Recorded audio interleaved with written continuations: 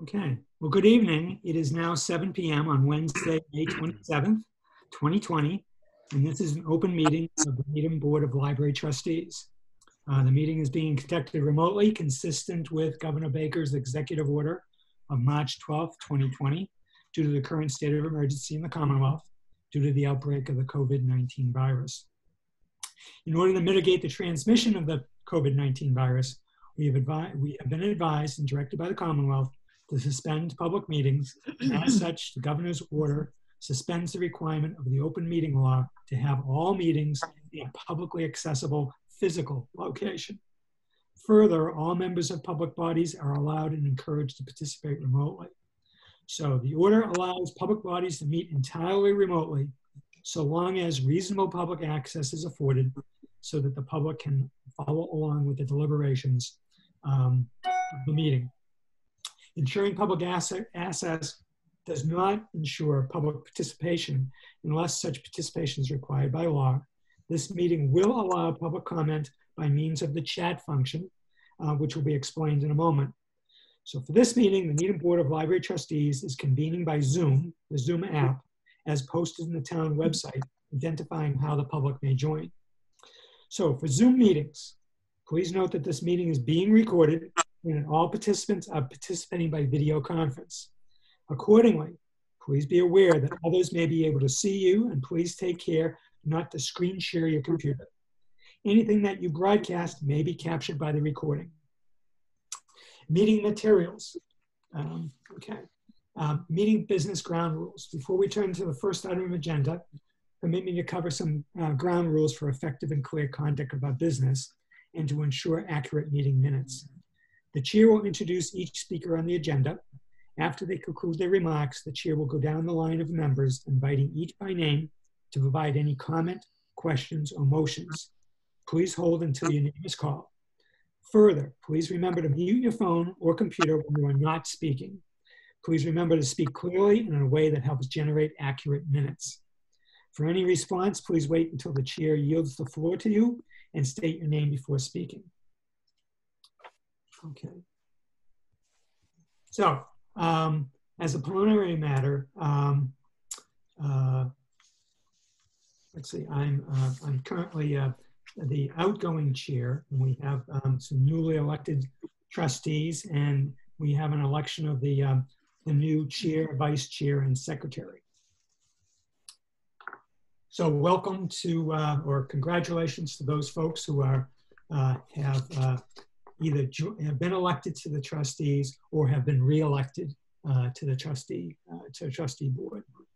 I want to confirm everybody's access. So when I call your name, please respond in the affirmative. Library director, assistant director, and minutes taker. Ann McFay? Yes, here. Dimitri Kyriakis? Yes, I'm here. And is it Jeff Arnold that's taking notes? Yeah. Okay, great. Library board members, Rick Hardy, the chair, here. Carol Jean Thomas, current vice chair, soon to be chair. Here, yes. Okay. Anna Geralda Kerr, secretary. Yes, here. Yep. Tom Hawkins. Yep, here. Kay Cahill. Yes, here. Rob Pettit. Here. And Jay Falkoff. Yes, I'm here. Okay, great. I believe what we have to do is actually have a formal vote to elect a new chair, who will then, I will then be giving up the chair and passing the baton. Is that correct? Yes, I believe so. Okay. You have a motion? So make a motion. So moved. I move that the new chairman be Carol Jean Thomas. I second. I guess we will go through the list in terms of voting. Can we maybe do all three nominations at once in one motion? Yeah. It's rather lengthy. Do you want to amend your motion?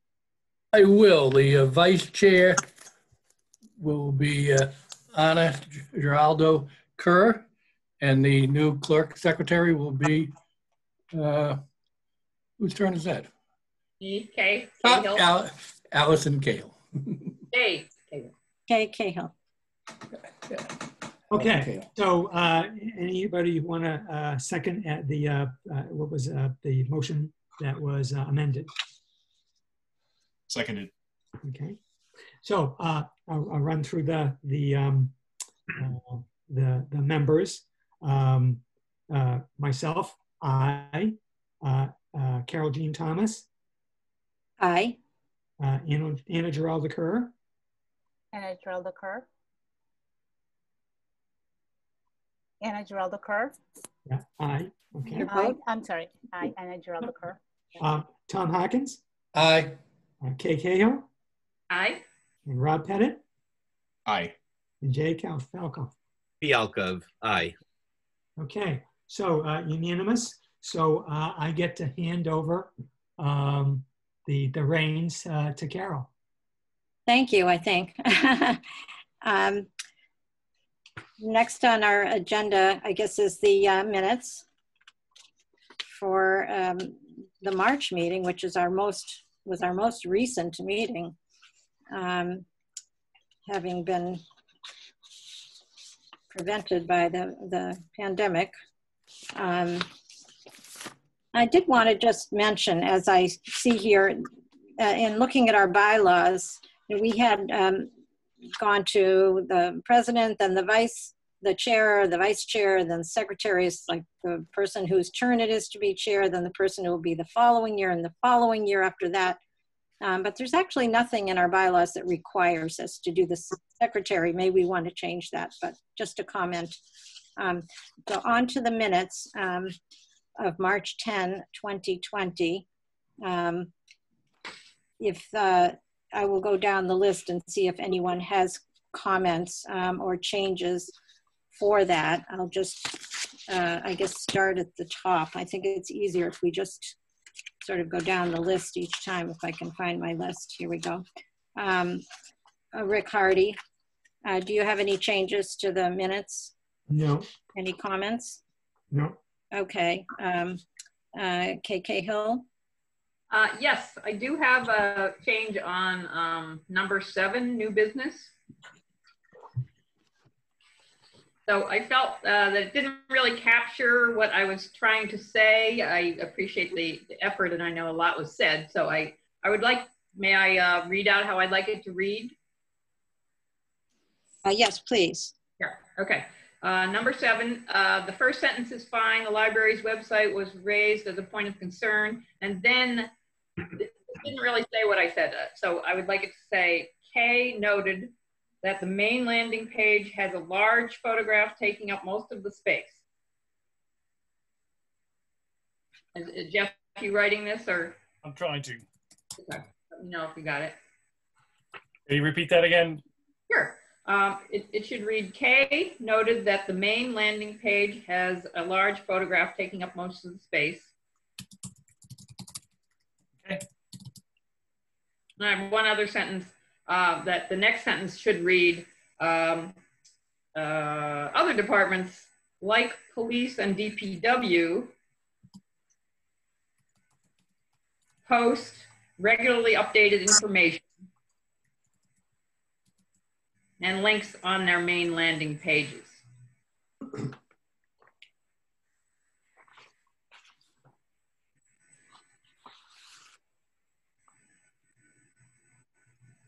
Okay, trying to get that. You got it? I think so. Okay. I do have another sentence here that, well, never mind. We'll next time we talk about it, we'll bring up that. So that's fine. Okay, could you just read that back? Yes. The library's website was raised as a point of concern. Kay noted that the main landing page has a large photo taking up most of the space. Right? And that other departments post regularly updated information and links on their main landing page.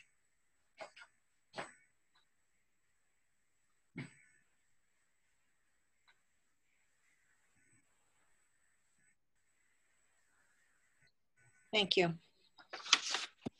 Are there any other comments from you, Kay and Kay? Nope, that's all. Thank you. Anna? No comments. Rob? Rob, any comments? Sorry, no comments. Jay, you were not, I can't recall whether, were you there? Yes. I actually was there. Yes. I don't have any comments on the minutes. I have a question. If there's something that's addressed in the minutes, but that's not otherwise referred to on today's agenda, would we talk now about the subject that was covered in the minutes? No. Okay. No, I think we'll wait until later. Okay. And let's see, who did I miss? Myself. I had one change on page 6 on old business.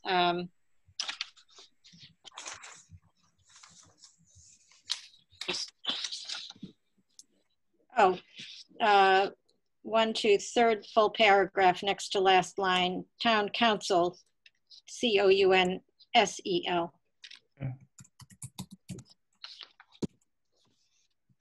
And that is all I have. Do I have a motion to accept as amended? So moved. Tom, can you just recite your name when you say something so it'll be easier for, you know, for Jeff Thomas to- Hackens, so moved. Anna Geraldiker, second. All in favor? I have to go down the list. Sorry about that. That's the way it is. Rick? Hardy? Anna? Aye. Tom? Aye. Kay? Aye. Rob? Aye. Jay? Aye. And myself, aye. And no nays, it's unanimous. Thank you. Adopted as amended.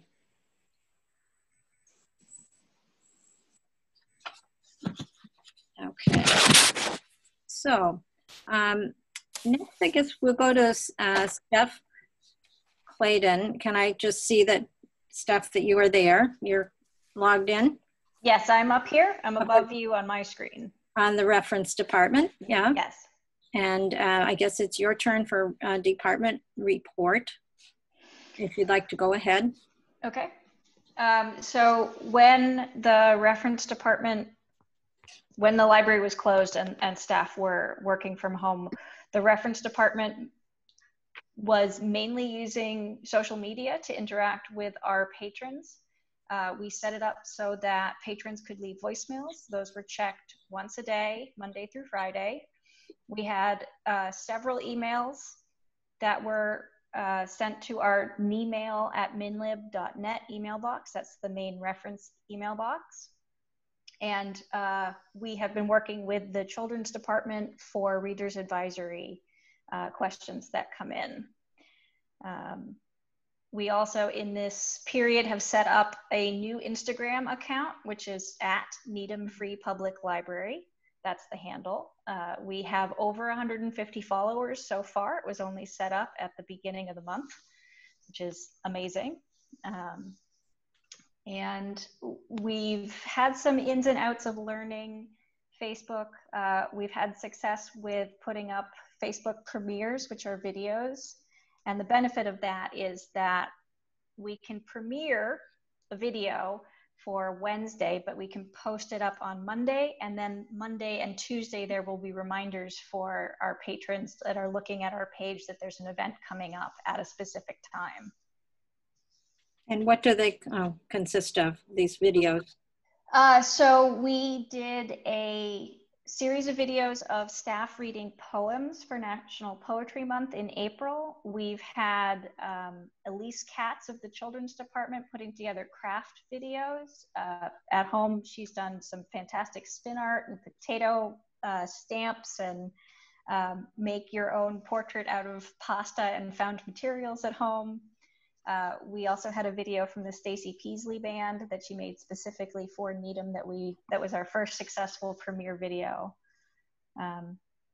Mainly it's that we have shared some fun, light videos from other web services around the internet. So the Georgia Humane Society had some puppies and kittens that visited the Georgia Aquarium, and it was just a happy, light thing that we posted early on in the middle of March.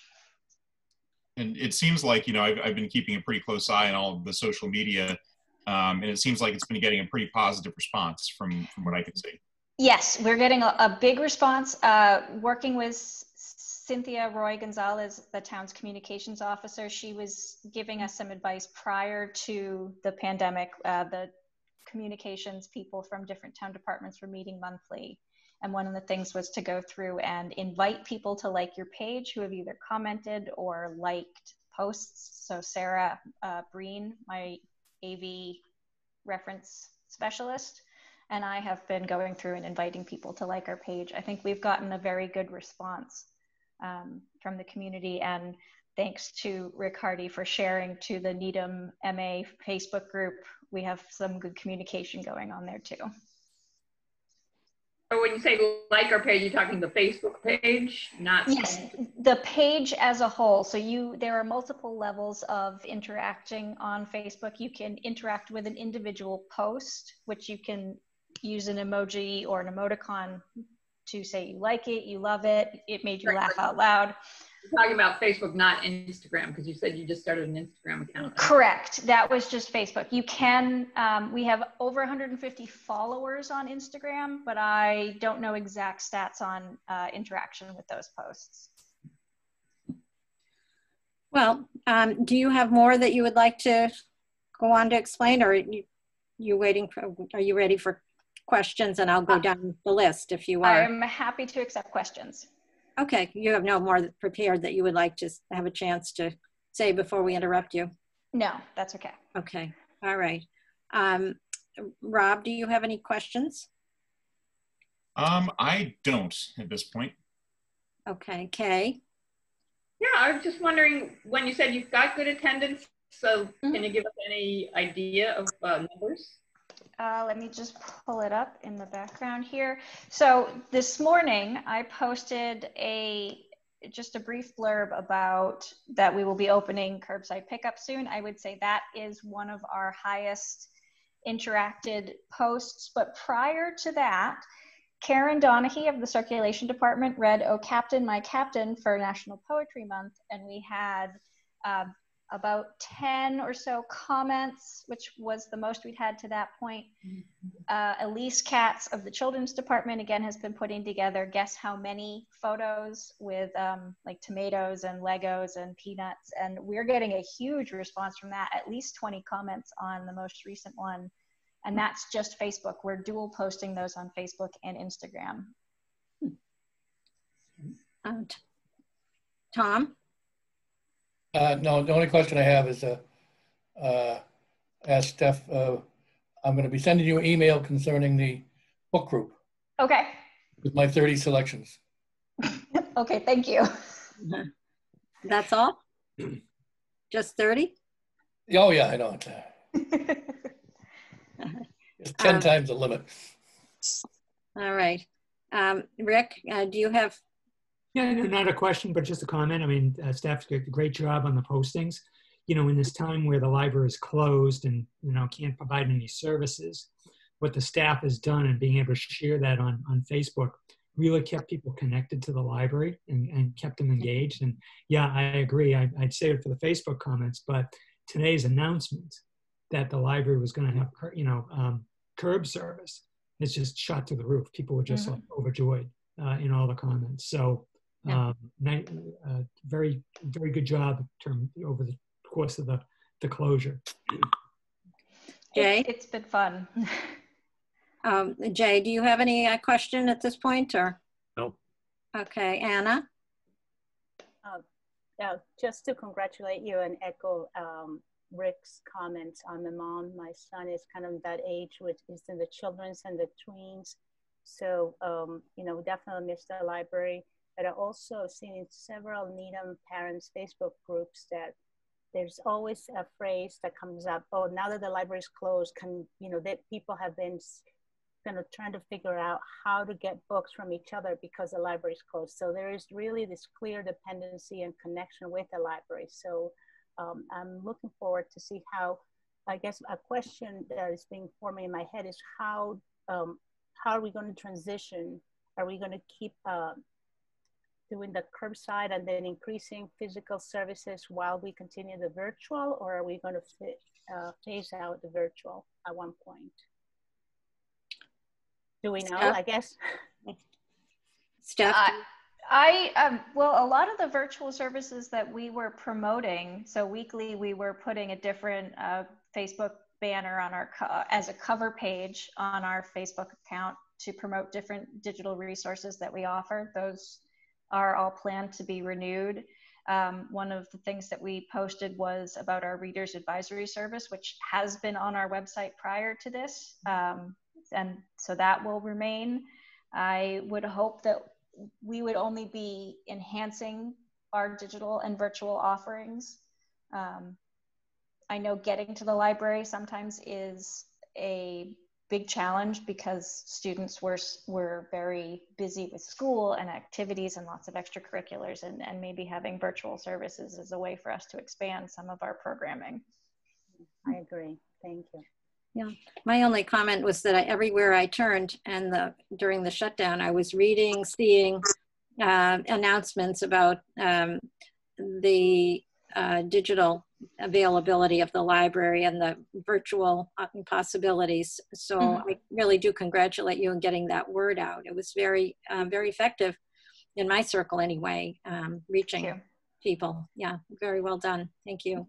And we had a lot of the easiest questions that were asked is, I've forgotten my PIN and I would really love to be able to access Overdrive. How do I do that? And we were very able to get people back online and accessing our digital services. And they asked you that by? Either by voicemail, or they would be emailing that email1@minlib.net email box. Okay. All right. And is that a way that people sometimes were asking you reference questions? Yes. Previously? There is the contact us form on our website. So they can either use that, which goes directly to the email box, or email is listed on our Facebook page as a way to contact us. And we would use it to respond to phone queries if we needed to do research and get back to a patron. That was how we would contact them and continue conversations from that point.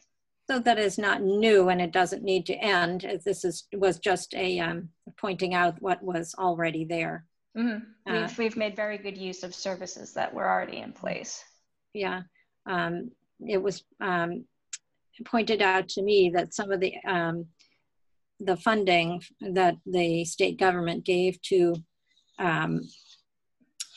the MBLC last year went to enhancing some of the digital materials.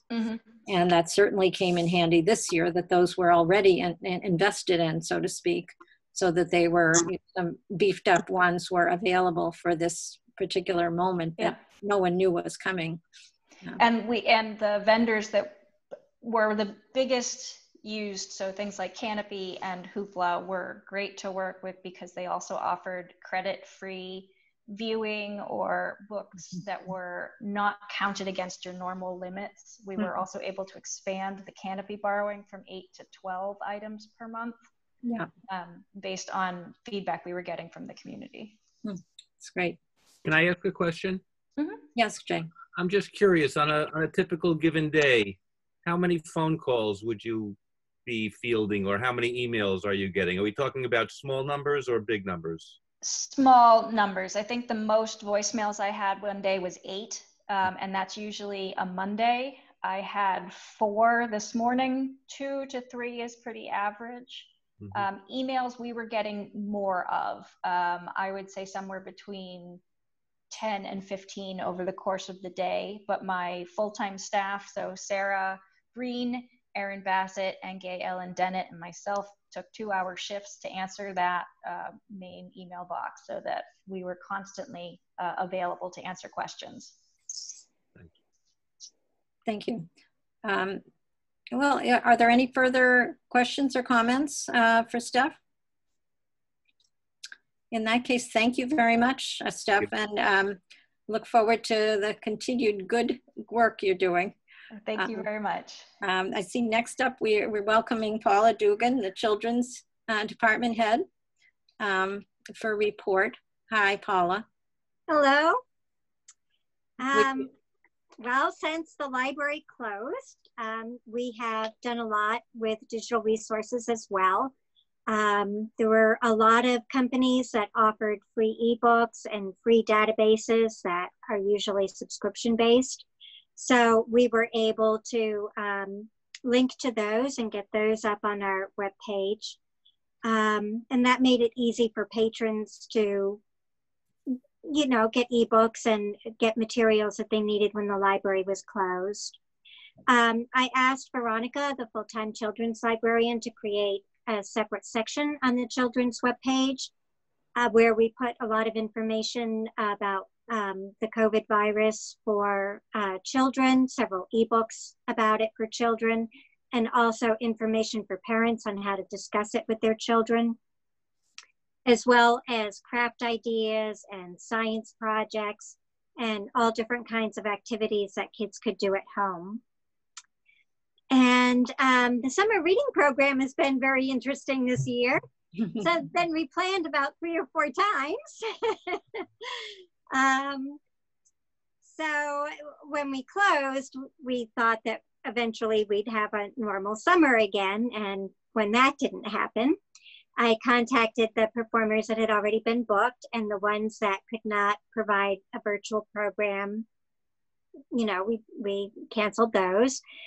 There were a few that were able to switch over and do something virtual. So we retained those performers. And then I did a good deal of searching around to find other programs that were able to be offered virtually, that were good quality at a reasonable price, and that fit our summer reading theme of fantasy and fairy tales. And then we had been doing a lot of work on prizes and room decorations and brochures and calendars. And so all of that had to be reworked and refigured out. I've been working with Lucia, Lucia Dolan, who's our part-time programming librarian. She does a lot of our publicity materials, and we've been working together creating things on Canva. She's done really some very beautiful work, and we've been able to retool some of it for the new circumstances. So we have a trifold calendar that's going out that I'll be sending out to the schools and to different media outlets to get that out to people, that have all of our virtual events on it and everything about how the new program will work this year. And let's see, I changed the online summer reading program on Beanstack so that when kids sign up, they are the hero of a story. They are on a quest because an evil wizard has cast a spell on the kingdom of Weedsalot of eternal boredom by making all the books disappear. So they have to go on a quest through the enchanted forest and earn a badge of honor from each different magical creature that they encounter there. And if they read for 16 hours, they'll get all the badges. They get one for every 2 hours of reading that they log. And when they log 2 hours of reading, they get a little bit more of the story and advance a little further through the forest until they reach the castle. And when they reach the castle with the badges, that breaks the spell. And if they read for 17 hours or more, they achieve knighthood. So we figured that by having them be the hero of the story and getting a little more of the story each time, kind of like video game style or Dungeon and Dragon style, that will keep kids engaged and keep them reading and keep them logging through the summer. So I also created an early literacy summer reading program online. And with that one, the adults read to children 0 to 3. And when the adults log, that they get a digital badge, and they also get an early literacy tip. So something that they can do at home with their child to help their child be prepared to learn how to read.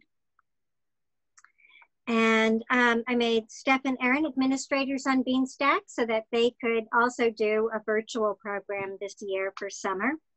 And I updated the online badges for 1,000 books before kindergarten. And I asked Lucia to do a paper reading log. We always had one every year, and there were a lot of people who would come into the library and prefer to log in paper. So I was trying to figure out how to help those patrons that preferred to do it that way, and also to reach patrons who may not be online. So we created, or she did, a beautiful paper reading log that kids can color in that uses the same story as we're using online. And we're going to try and see if we can get that printed in the newspapers, put it in the bags for curbside delivery, and find other ways of getting that out into the community as another way of reaching people and getting them to participate. So I also did a webinar for the Mass Library System on storytelling. There were a number of librarians who were posting online that they were having trouble doing online story times because books are copyright and it was hard to get permissions and permissions expired. So I did a workshop on how people could use stories from the oral tradition that don't have copyright issues. And it really fits in this year with everything being about folk and fairy tales. So the workshop was on how you can find these stories, how you can memorize them, how to use voice movement, characterization, and then how to adapt all of that to doing a program with it on Zoom. Lucia has done some wonderful escape rooms that she's created in Google Forms. And she also published information on how other libraries can create those in the National Collaborative Summer Library Program newsletter in April. And since then, she's been answering questions from other librarians on how to do it. Several other libraries have started creating these kinds of escape rooms. And the Tulsa City County Library in Oklahoma asked permission to use one of Lucia's escape rooms and crediting our library. Let's see, so I've sent information about the summer reading program and about the activities online and the programs that we're doing to the schools for inclusion in their online newsletter, and to Gay and Lucia for press releases and Facebook postings in the newsletter. And Lucia has also been expanding and looking for new avenues of getting the word out.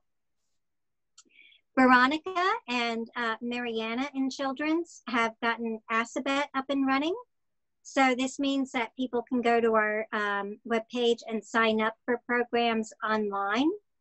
And then they automatically get an email reminder, and they'll receive the link for being able to join a virtual program.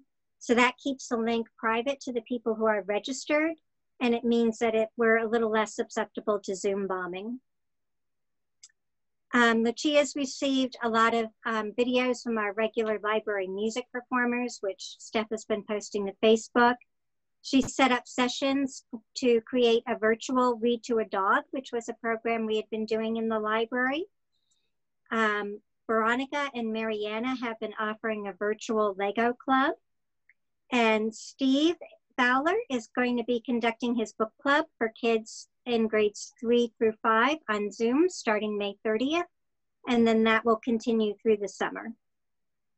I arranged for free music programs with Evan Holler for 2 age groups, early elementary and infants.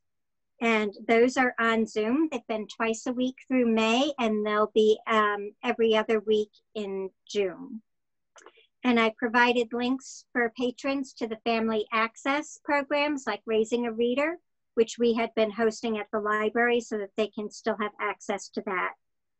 And I also provided link for Drumming with Dummies, which is a Zoom program live with a ventriloquist doing music with his dummies.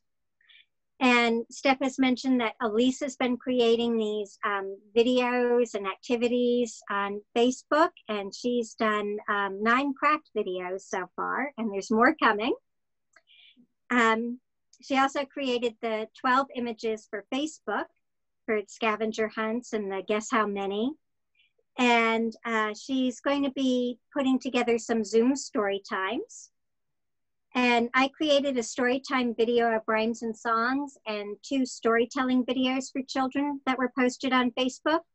And I plan to create some more storytelling videos and post 1 a week throughout the summer. So Jessica and I created videos of poetry readings for National Poetry Month. And Mariana created a book spine poem that was posted. We created a virtual Earth Day on our website and a virtual National Children's Book Week. And I'm working with staff that are currently in the building to create book bundles. So these will be books of about 3 to 5 books rubber banded together that are all on the same topic or by a same author, like picture books by Eric Carle or fantasy chapters about dragons. So that patrons will be able to request these in the curbside delivery since they're not going to be able to browse the children's room collection. Let's see, and I've been learning how to use the new Root robot at home. So these were purchased for the Children's STEAM Center. So I'll be able to know how to code these robots and use them for library workshops in the future. And I'll also be doing that with the new Q robots. And I know Veronica has also been working on this at home as well. We've been attending, all children's staff have been attending like many virtual meetings and workshops and webinars and online conferences. And one that I attended that was especially useful was a week-long conference by Wonder Workshop, which creates the Dash and Dot and Q robots. So I received a lot of good ideas about all different kinds of workshops and programming that I can do with those robots. So overall, I think the entire children's staff have been very resourceful in adapting to the situation and trying to create virtual programs and ways of getting our services and programs to the public in spite of the closure. Thank you very much.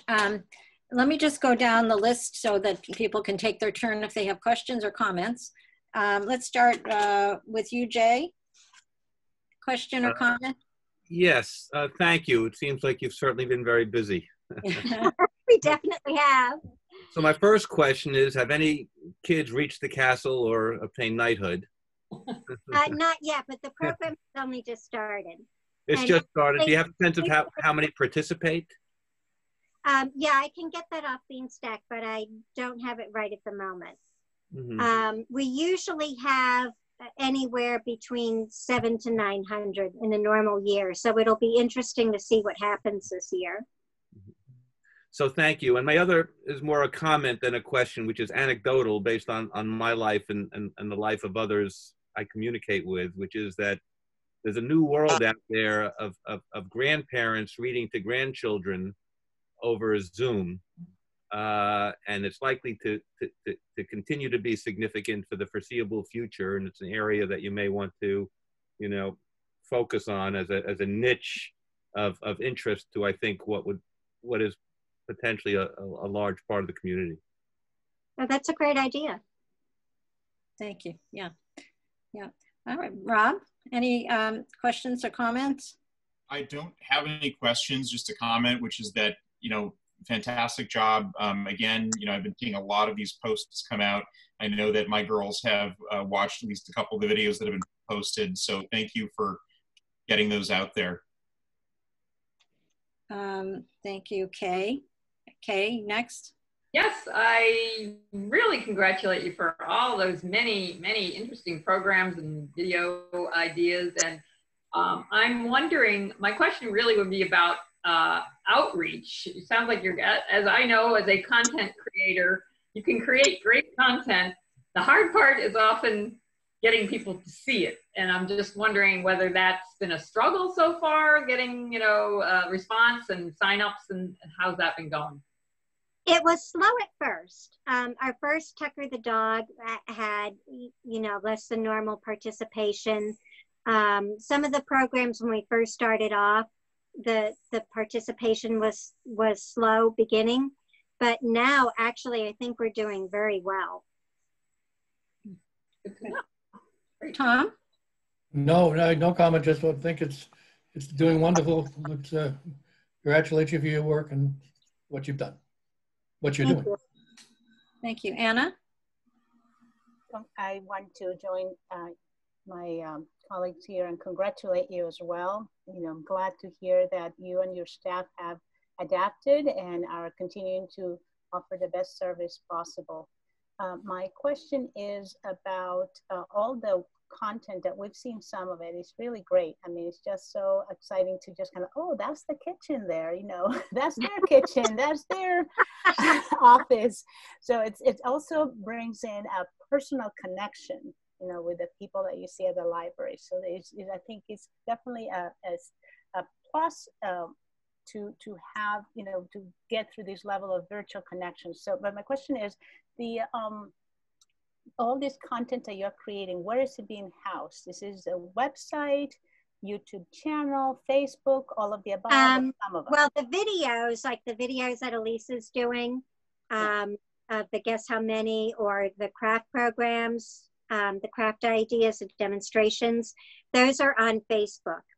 The summer reading performers, most of those are all going to be live through Zoom or a recording through Zoom. One of them will be a recording that's going to be, patrons will be able to access it at their leisure anytime, day or night, for an entire week. The others will be more live programs. The storytelling videos, a lot of the anything video has been through Facebook, but then like Read to a Dog or the Legos, those have been through Zoom. Okay. The reason I ask is because I realize, and you have already covered this issue of access. You know, there's some folks who may not have computer, they may have not internet, or may prefer to do things offline, but not everybody has Facebook also.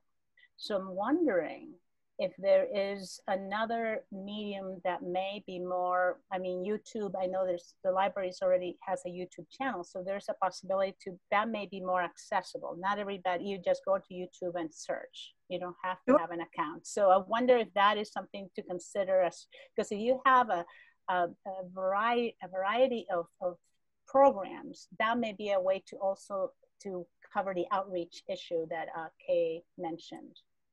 Yeah, not that you're having an issue, but you know, you may be able to even grow bigger, faster. Right. And we have posted some of the videos on the Mass Board of Library Commissioners has created a page for, you know, all different libraries to post the videos that they've been creating of their programs. So we have posted several there as well. Wonderful. Okay, great job. Well, thank you.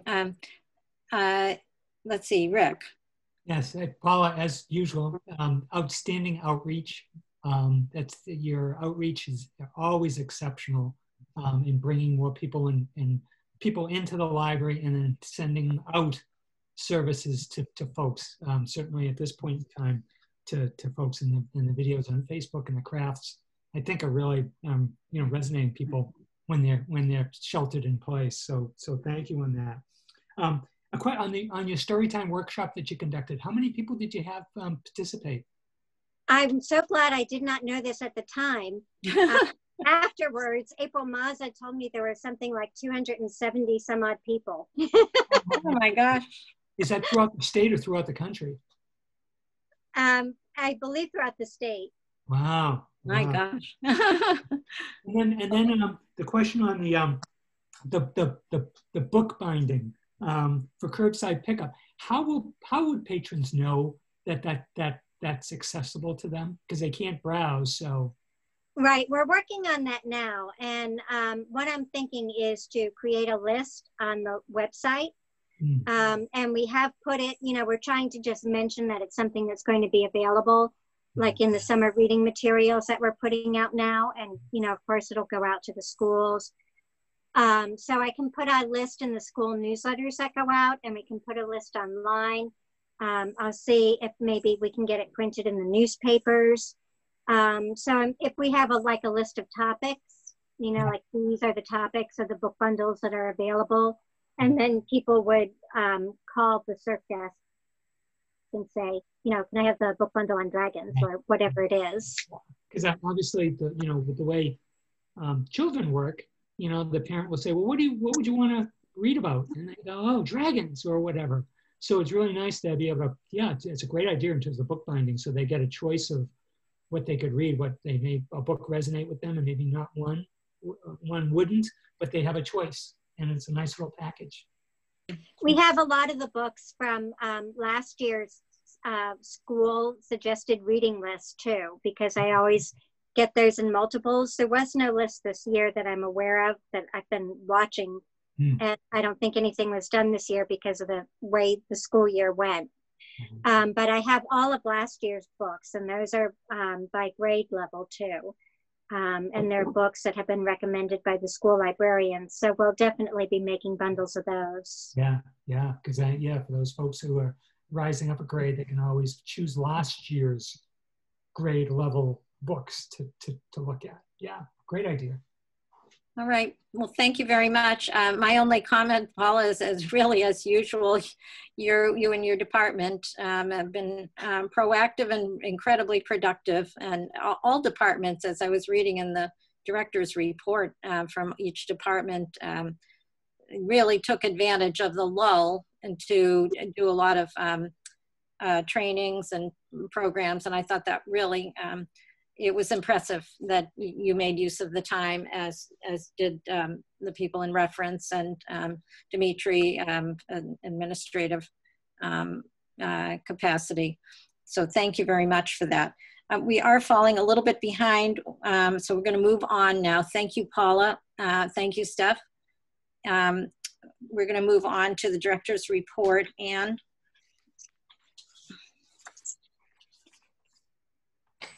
Can you hear me? I've unmuted.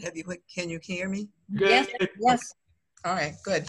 Do you have any questions about the first part of my report up to the point where there's information for agenda items? Is on pages 1 through 10. Are there any questions? So I'll have to go down the list, I think. Let me just review for myself whether, if we do it in that fashion. This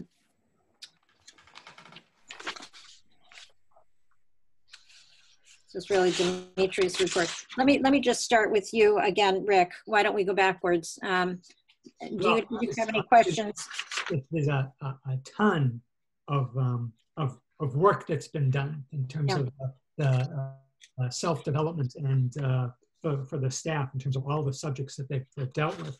I think what will be very useful as time goes on is that we take this list and then, look at it in detail, and then, look at specifics of how we would want to take advantage of what we've learned in some of these seminars, in terms of, obviously, in some ALA webinars and management. There was a seminar on library space planning.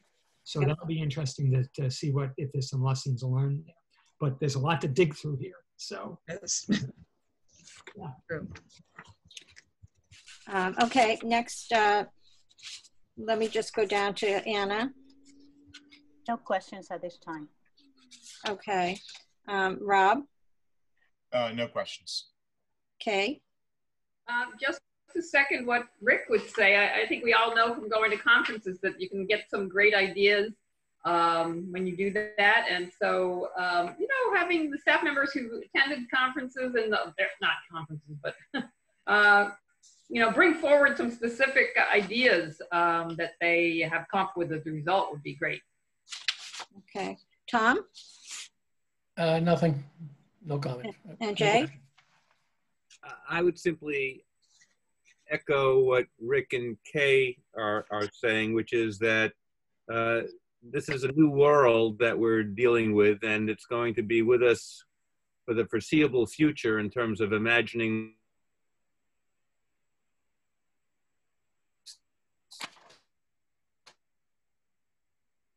and I'll be curious to see how we both, you know, not only respond to the problem, but take advantage of the opportunity as we reimagine, you know, what the role of a library is in a quarantined environment. Okay, I just wanted to give a shout out to the Friends of the Library who apparently purchased a professional Zoom level, a level of Zoom so that the trustees and the Friends and perhaps the foundation and library programming could take it, have a more of a,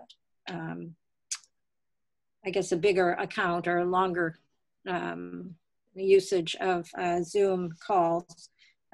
This has really been, a quick response, and really it's made a huge difference to be able to do these things on Zoom, and both for programming and for meetings. I don't know if this can be used for library staff and department meetings or not, or whether it has been. It has been. It has been. Good. Yeah, good. But thank you to the Friends for that particular thing. And let's go ahead, Anne. Why don't you? Okay. I'm very happy to tell you that today we opened the drops.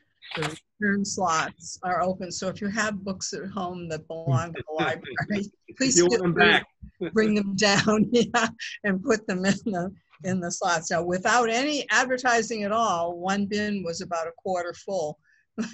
Wipe down the books before you do it, though. Yeah. People who unpack there will be wearing masks and wearing gloves. Also, the books will be put on book trucks and brought into the community room where they will sit for 3 days. Right. And then they will be checked in and put back on the shelves. Good. And we're all busy getting ideas and making plans for what curbside pickup will look like in Needham. It may not look like other libraries who are limited with the parking spaces near their entryway. We have our huge parking lot. Right now, it looks like we'll be putting the books in bags, shopping bags, and putting them on a table. There'll be a sign on each bag with the person's name on it, and books will already be checked out. And so we'll have at the table with the people's things in alphabetical order. They can get out of their car. If they want to go to the drop, they can go to the drop. There'll be a table separating the drop from the pickup area, and come around from the drop to the pickup area and pick up. Each one can pick up his or her own bag. That's where we are now. Question. Sure. It's actually a personal question, but if you had some items on hold into the library alone and they were actually physically there before the library was closed, are they still there and are they still available? They're still there, they're still available, and the circulation staff is dealing with them. Okay. I think about the only thing we can do is call or email every single person and see if they still want the books and other items that are there. And there's 500 people represented by our the bookshelves where we have the reserves. 500 people with 700 items there. I've got 3, and I want them. Incredible. Oh, okay. Can I ask a question also about the curbside? Are people requested to put in their requests by phone or by email or online requests? How does that work? We're starting with phone. If people email, we'll honor their email too, but we've asked them, we're going to ask them to phone in to the reference department, give their name and their library card number and their telephone number. And then someone will go and look on the shelves. They can only ask for items that say available in Needham in the database. And people who go to the shelves will pick the books off, put them in a shopping bag, call the people back and say, yes, we have your books. And these are the hours that we're open for pickup. And so far, we think we'll have 2 hours in the morning and 2 hours in the afternoon. That's a start. If we need more, we'll add more. Are the people who retrieve the books wearing gloves and masks? Is that part of the protocol? No. No, we need off our shelves. Yep. Nobody's been in our shelves since March 13th. So those items should be very safe. Although if there were any contamination by the library staff of the books, I guess that, something to think about, whether you could be transmitting. The staff hasn't been here either. Well, Yeah. I'm not talking about the books before they handled, but after they've handled them this time, to pull them off. Just a thought. I see what you mean. Yeah. Well, Yeah. it's an item we'll discuss then. Yeah. Yeah. For the suggestion, to think about. Has the town health department weighed in on that at all? Or it might be something to ask them too about what they would recommend. Sure. Yeah. They've been very helpful. Anne, do you have more, or no, that's it. The gift? You have the gift. You had a gift list to be accepted, I think. Right. Do we have a motion? I move that we accept the gift list. Rick? Do I have a second? A second. A second. Oops, who's there? Yeah, so Rick Hardy moved, and it sounds like Rob Pettit seconded. Yes. Okay. All right. All in favor? Let's just go down the list. Rick? Aye. Tom? Aye. Hannah? Aye. Kay? Aye. Rob? Aye. Jay? Aye. And Carol? Yes. Yay. Aye. All in favor, unanimous approval. So that is approved. Is there anything else before we go to buildings and grounds, Anne? No, nothing else. Okay. Is there anyone who would like to speak into the buildings and grounds portion? I'll just, without reiterating what I wrote, tell you that it's a beautiful day today. The air conditioning was turned on. Good. I'm quite happy with that. Yeah, mine too. And let's move on then to some financial reports.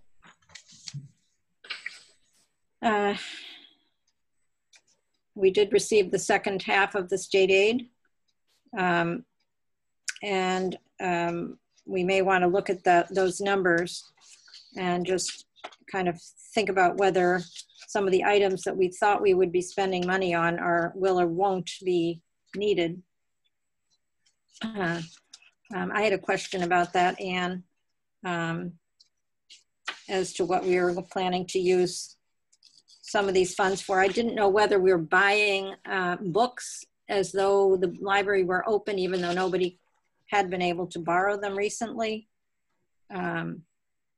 We are still buying books. We hadn't been because we were closed. Delivery was difficult, but as of tomorrow, people will be putting their orders in. They've been saving their carts up, and they'll be able to send them off to the different book jobbers and audiovisual handlers. And people will still want to read the new books. Yes, I mean, maybe they will have already read them online or some other place, but yes, I think that's true. That actually was a budget item, but on the state aid portion, will the salaries that were set aside for pages to pack and unpack, are we going to be having some cash we could allocate to something different because they were not doing from that salary? No, because the person is still on staff and he'll be unpacking the boxes pretty soon. Delivery should start up within the next few weeks. Okay. All right. And I see that we have the Collins Center space study in the in the budget with state aid funds. Excellent. I think later on we'll talk a little bit about that, the status of that. Is there anyone else who has a comment or question about the financial reports. I just have one, actually, quick question. I never quite understand when I look at the state aid report. When you say it's encumbrance, is that money that's been spent? Is about to be spent? That is money that will be spent or can be spent on the different categories that are listed. Allocated or called for. Can be spent on those categories. Okay. It's sort of budgeted. Is that more or less it? Right. Yeah. Okay. Okay. Thank you. Do we have a statistical report? Aside from, we don't really have one aside from what you've written up in your report. The online overdrive. And Yes, that's right. We do have that additional report for overdrive checkouts, which was an impressive number of checkouts from the Needham Library for April. A lot of borrowings. Let us, if no one has anything else, go to new business. I don't know whether you have any more to talk about, Anne, about the library reopening plans from the last page of your report.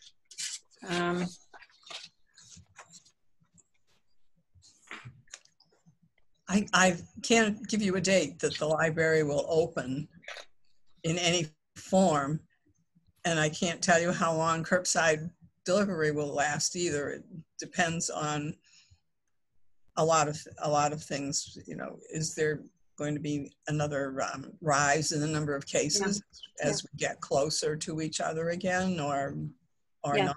Or for the summer, will it go away and come back in the fall? These are questions I cannot answer. Yeah, well, I think the best you're doing what you can do, which is to keep consulting with the health department and abiding by the guidance from. I can tell you that some libraries started curbside delivery a week ago, and they were bombed, just bombed. People were so anxious to get back and get some books to read. They couldn't handle the business. Oh. Probably have the same case based on Facebook comments today. Yeah. So let's see how we go. A question, are you still getting lots of new releases delivered, or has there been a slowdown in terms of that from publishers and such? There are new releases. There has been a slowdown from the publishers, but for the past 6 weeks, nothing's been delivered here because no one could get in to make the delivery. I see. So right now, some of our books that were ordered before we closed will get redelivered. So, and then we've got carts with our different jobbers that cover the books that were published in March and April, and they'll all start coming in with the new books from June and so forth too. I wonder, because we in a remote world, we lose the ability to browse, but is there any way to do the equivalent of identifying the new releases that have come in so that people become, who are looking to check out books curbside would be aware of that? The same way you have that new release section, and when you're in the library, is there something that could be the equivalent of that? I'll have to look into it. Good idea. Yeah. We do. Needham borrowers are very sophisticated, and I'm pretty sure they're all checking online and checking in the bestseller lists and so forth. So it's hard to keep up with them sometimes. Yeah. Okay. If we're, I think that this is it's kind of a moving target, this business of reopening, and I don't know that we're going to be able to get to the bottom of it. So I think really for economy of time, I'm just going to move on. We're getting a lot of other things done at the library, it seems, while we're uncertain about some of our regular services being the timetable for reopening. It looks like Paula has been busy drafting some policies that seem like a good idea for the children's department, or children in the library, and children uses of the STEAM center in the within the children's room. I don't know if Paula is still with us. I don't believe so. I think she might have. I don't see her. No, I don't think she's. And she's not an attendee now either. Yeah, okay. So I think we can just go with what's on paper. I've read through, my impression is that these are probably very good topics for policies, but they probably will need to be kind of looked at a little bit more thoroughly to make sure that the language is consistent throughout our policies about who can do what in the library, and make sure we're not creating confusion or conflicting messages about different things.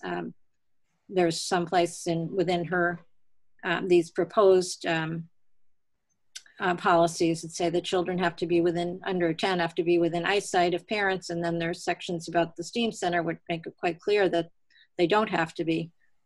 So I think we'll have to just kind of review these, maybe take our time a little bit with them. And I would welcome everyone to look at those for the next meeting, which will not be long from now, and take a closer look. We didn't have a very long time to review these, and I think it's worth doing, and also considering how they fit in with other existing policies that we have adopted. Is there anyone who would like to comment on that suggestion? I think it's a good idea. It's they raise some questions that we should have asked. That should be asked. Yeah. Yeah. Okay. Yeah. Good. I mean, I think I'm really delighted that she took the initiative to create these, and I just think we need to just go at a a little bit more deliberate pace, though, to go over them, the wording of them. I just want, is there a specific incident, or was there any particular reason that these came to the fore at this point? No, they were just policies that she had been working on for a while, and she wanted to finalize them. Yeah. Okay. But I would add that as a patron for many years, I think this policy is very much needed. Yeah, I know you've felt that at times, that there is not much parental attention given to their kids' behavior. So I'm also in agreement that their policies are needed in these topics. My only thought is that we just take a good hard look at how we're wording them. It would also be great to hear from somebody in the children's department about what the biggest issues are. I'm assuming that a lot of the items that are covered here are in fact the biggest issues, but it'd be good to get a little bit of visibility about what the biggest challenges are for them. Okay. Could you relay that? I'm writing as you speak. Wonderful. Okay.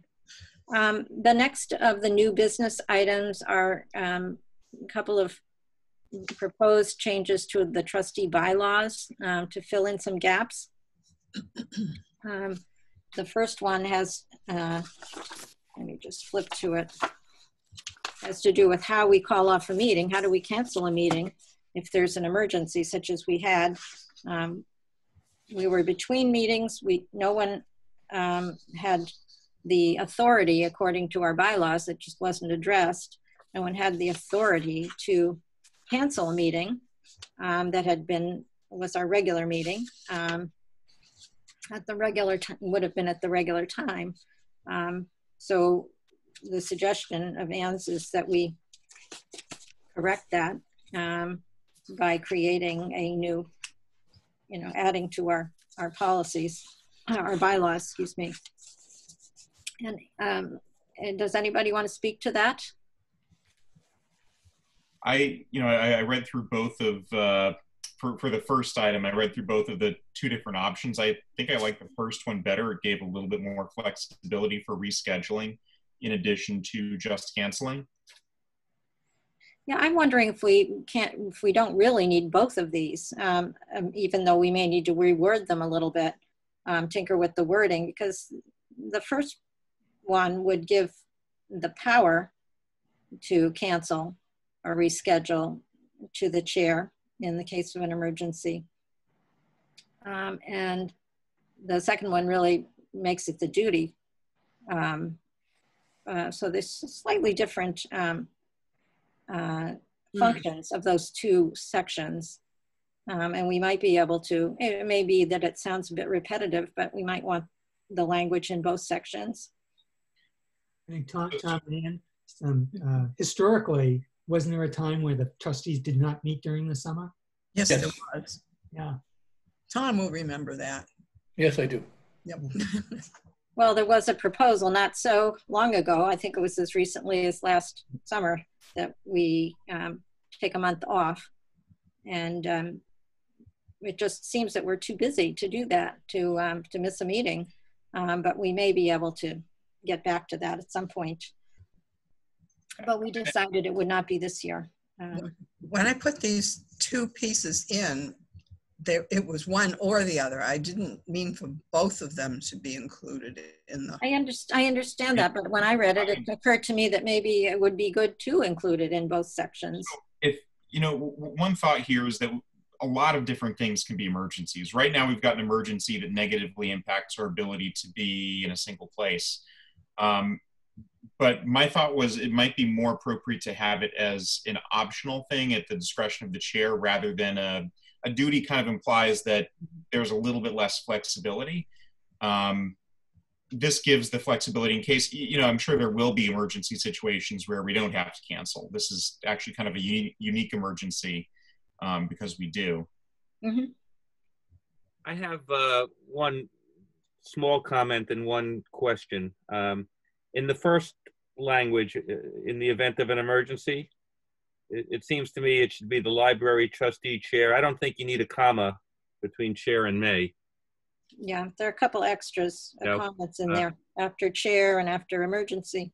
And my second question is, should there be some notice requirement? That is, if someone makes a decision to cancel a meeting, should there be some obligation that goes along with that to notify the other trustees or something? As of now, I suppose that's assumed, but I wonder if there should be some sort of notification. It would probably, it would be, I mean, you would have to notify the town clerk. If you have a regular meeting month after month after month, and then all of a sudden you're not going to have one, it would be a good idea to notify the town clerk, and she'd put it. I think it should be, should it not be a written notice to the other trustees and to the town clerk and the library director? And also by email, I'm sorry. Town manager as well. Because we have to, the agenda and everything is put on, and the agenda is the meeting. I could be wrong, but I think you're overdoing it. If you cancel a meeting, automatically I would notify the rest of you and the town clerk. Well, maybe didn't think of the town manager, but I should. Mm-hmm. Well, if you never had noticed a meeting, there would be no meeting, correct? Within 48 hours, you have more than 48 hours ahead, you have to notice a meeting. Yeah. Right. We always schedule the meetings well in advance on the schedule. Yeah, but the agenda doesn't get posted until pretty close to the meeting date. Like I only remember, and I barely remember it, I think, one regular meeting that was canceled in an emergency for snow one time. And I think how many years ago, I don't know, but you know. And in the Zoom world, that'll never happen again, right? Yes, exactly. Yeah, but not unless you continue to have these meetings on Zoom even after we meet in person. Okay. Because those have to be posted as well. So. Kay. So Kay, you're up. Yes, I just wanted to raise the question of, do we want to have the chair be able to cancel a meeting without consulting with the trustees, the other trustees at all? I mean, I think that's a somewhat important question. That, you know, should the trustees be consulted in advance of the chair canceling the meeting? I think we could run into open meeting issues if we were to have an email chain with the whole board. You know, there are various reasons. There could be an emergency, or it could be that the chair is aware that there will not be a quorum available because someone's, you know, several ones have become sick or away or something. There might be times when, you know, just rather for economy, not to waste people's time getting together and having to continue a meeting where there is no quorum, the chair would choose. Yeah, but I guess what I'm saying, should the chair send out an email or notify the trustees that there is a reason for potentially canceling the meeting, and then the trustees would, you know, basically sign off? But Rob suggests that that would raise issues on the open meeting deliberations question. I believe. I mean, I'm not an expert on that, but when you've got a message from one member of a body to the rest of the body, sometimes you can run into. I think it's okay if it were to come from staff, but technically you could send a message out to everybody. It's just that you can't reply. Right. Reply all, you know, cannot reply all. You could notify everybody. Right. You could reply to the chair, correct? I think that is. I just, you know, I'm kind of into are we giving too much power to one person to be able to just cancel a meeting, or who knows, you know? It's her first day as chair, and all of a sudden it's a power play. How did? Oh, I may cancel all the meetings for the next year. I mean, like, what does the board of the select board do if they, you know, do they require, you know, any kind of advance notice of a cancel, or can the you know, chairman just cancel? You know, I guess I would have that. They didn't cancel any meetings, I believe. They actually scheduled some more. There were extras, yeah. No, Yeah, and what they did was initially they did it, you know, social distancing at the town hall. But more recently, like tonight, they had one at 6 o'clock and it was on Zoom. Mm-hmm. Yeah, so I guess that would be my question. Is that a normal thing for a chair of a government board to be just able to cancel without any, you know? Yeah, I suppose you could have discretion in the chair to cancel, but note here that it should be used sparingly, just as a caution on that. I would just add also, I'm no expert on open meeting law. I'm probably less familiar with it than anyone here, but I got some materials today when we were sworn in, and they handed us some stuff, and apparently it applies only if you have what's called a deliberation, and mm-hmm. things relating to scheduling or procedures are apparently not what are considered deliberations, so mm-hmm. that it may not be subject to the open meeting law. It's worth, you know, we can look into it some more, but. Good point, yeah. Yeah, unless it's, you know, well, you know, is it an emergency or isn't it? And then you're sort of into a deliberation rather than a, just a, can you be there, kind of a scheduling thing. Can we consider this again at the next meeting, but everyone, if they have suggestions, perhaps write them down in some form and send them to Anne so that she has input, so we can have a new version. And then I could include everybody's version here. Well, use some judgment as to what you think fits together with each other and based on the discussion. I think that would be great, yeah. All right, where are we here? Trustee officers, chair, vice chair, secretary, halfway down. Yeah, the other bylaws, there actually isn't a requirement. There isn't a rotation in our bylaws for secretary. It actually does not say that.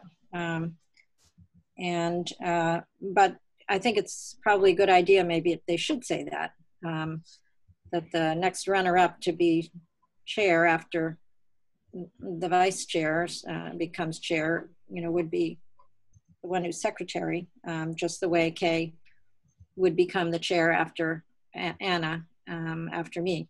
Well, Section 5 lists the duties of the secretary. Section 5 does list the duties of the secretary. But as far as who is the secretary, who becomes, there's no rotation specified as far as I see. Right, because if I remember our deliberations, Carol, you and I and Greg, when we went over the bylaws, we thought that, I guess we just never put it down paper, in terms of the rotation. That was always— Well, it actually, our bylaws do say that it is, to be one of among the trustees, and that there can be repeats. It doesn't have to rotate every year. That was what we wrote in to the current bylaws. But I think we, in the back of our minds, we always thought that the next incoming after the vice chair would end up being the secretary. Might be a good idea, and you could encourage that to happen. Kay you seem willing, Kay, so there you are. I have to read what the duties are. You don't know, you could say no. Yeah. Well, I'm having a flashback to my years as a young lawyer, and I'm tempted to make a motion that I be exempt from ever having to be secretary. I don't know that anyone's going to second that motion, but that's right. I avoided Well, a little bit, maybe Carol, a little bit of history in that there actually was never people not named as a secretary. It was only until you did your research that you found out that actually there was a requirement to have a secretary, correct? Well, I think the practice had been for in the past, before I was on the board, it was that the administrative assistant or assistant director would take notes, and those would be the minutes, and without any review by a member of the board. But that is, there's a requirement by law that there be a secretary among the trustees. And so at that point, we came around, and but frankly, the hard, really the heavy lifting is done by the person who takes the notes. So Jeff, obviously put a lot of time into doing the minutes for the March meeting. It was a lot of discussion. He captured it very well, and Anna reviewed it. Anna can tell us how much work that was to in her review, but a lot of the heavy lifting is done by the person who takes the notes, and I think Anne probably participates in that process as well, if there's a question as to what happened. So maybe we want to change the rotation language in section Article 5, Section 2. It would sort of throughout, when we talk about rotation, we would probably just say chair, vice chair, and secretary instead of chair and vice chair in that section. And then Anne is suggesting that there be a rotation for chairing the Art and Exhibits Committee. There is actually, within our policy, although not in our bylaws, a statement of a 3-year term for several members of that committee, including the trustee. 3-year term and not more than 2 consecutive terms. So there is actually a limit on it right now. I think I'm up to my limit. And I think maybe where this was coming from is when I was looking for my replacement, nobody was raising their hand. So maybe it is a good idea to just keep rotating it. How does that sit with you all? Anna, why don't you start? This is still sort of new to me, so I'm kind of absorbing. I don't have much to say at this point. I'm just looking at the the bylaws here and how it's been working, and not much to add at this time. Okay. Let me just describe, as chair of the art committee, we realized not so long ago that we, as a sort of a subcommittee, need to be following the open meeting law ourselves. And so there's a notice of our meetings. It's a little bit of a pain in the neck, honestly, even though it's a very small affair having these art committee meetings. It's a little bit more of a nuisance. You need to have minutes. You need to post the minutes after the meeting, which I'm overdue actually to prepare from our last go round. But that's the general drift. So that's what it involves. And you review applications from artists. Sometimes you have to round up applications from artists if you need to fill a slot in the schedule. And Gay Ellen does a lot of the footwork for that. And then she works with the artists once they're approved to make sure they get scheduled, make sure the work gets to her in time, that it gets taken down. She works out the arrangements and supervises the hanging of the exhibits. So let me ask you this: is what you're saying is, I don't know if I missed it, that the vice chair is the one who does fulfill those duties? Is that what you're saying? I think maybe what you're proposing maybe was that the secretary do that. And isn't that what I'm reading? The person who's in the sort of third in line.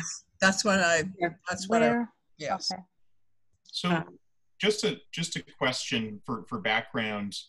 It seems like there's more trustee involvement with art than with other areas of the library's operation. Was there a reason historically why the trustees have been more active with art matters as opposed to other operations?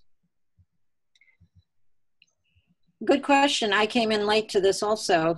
Tom, I don't know whether you know. I think it was when we decided that the new library was coming in and the Friends gave us the gallery. There was issues about who would get to do it, you know. So we had to put a committee together to select the art rather than paying favorites and all this and all that. So we had a committee do it, and it was the committee was set up by the trustees, includes a trustee. The trustee is supposed to be chair of it. Okay.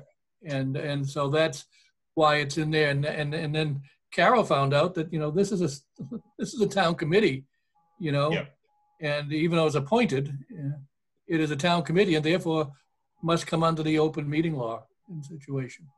And the committee includes a representative, includes Gay Ellen, whoever is the reference programming person, one other staff member designated by Anne, somebody from the Friends, and somebody from the the art community.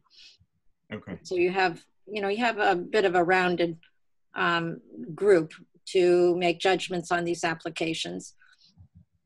So I have a question. Okay, I think I figured out my confusion, because here I'm reading that the vice chair is in charge of the MacGyver series, but last year it was Rick. That's correct. No, okay. And The reason I think is because Rick did not know he was going to be chair. Because he had planned something. Yeah. Got it. Okay, so now I understand. So the vice chair covers MacGyver, and then the secretary will do the arts. I see. Okay, I think I figured it out. The thing is, the MacGyver series was done by the year before, was done by Lois Bacon, and then she didn't become chairman. Excuse me. She's didn't run for re-election, Right. And so that's when Rick took it over. Yeah, and a combination of Greg not going to assume chair as well. So both things happened. Right. Yeah, Greg. All of a sudden, Greg was supposed to be chair. You were supposed to be or something, whatever. I think you were supposed to be. Lois was supposed to be chair. Greg was supposed to be vice chair, and you ended up being the person. Yeah, being both. Got it. Okay, great. Right. So I think it was an anomaly last year. I guess that's the upshot of that. One question I would have, may I, Chairman? Please. How has this rotation been? Has this been something that people think has worked well, rather than electing a chairman and a vice chairman and secretary. The rotation. Well, the history is, yeah, from the town is the town encourages elected boards and boards to rotate the chair, which like they do in the select board. So typically that's what happens. The chair is rotated. The planning board does it. The select board does that. I don't know what other boards do that as a routine matter. Park and Rec does. Uh-huh. Memorial Park Trustees does not. Uh-huh. Well, I think it's probably, I think it's probably a good idea that we rotate. And I think what happened recently with Rose retiring, Lois retiring, Greg retiring, and an elected trustee immediately resigning, and then being a somewhat several months gap before Anna was appointed, that we were cycling around sort of among three people who were, according to our rotation, qualified or eligible to be in the rotation, having served at least a full term on the library trustees. But it was quite unusual because people tend to serve for much longer on the library board, and which is a useful thing because people get experience and are constantly, more and more educated about how everything works.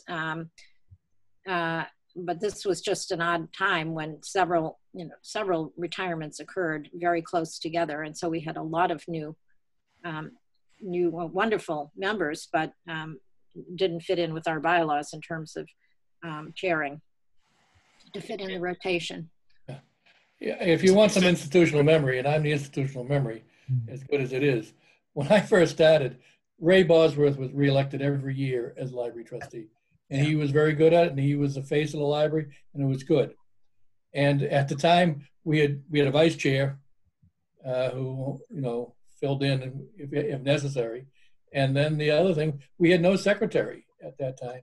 The minutes were kept by the director, who was the only staff person at a meeting. Mm-hmm. Yeah. I remember those days. So things have changed, and things have changed a great deal. Yeah. Yeah. And, yeah.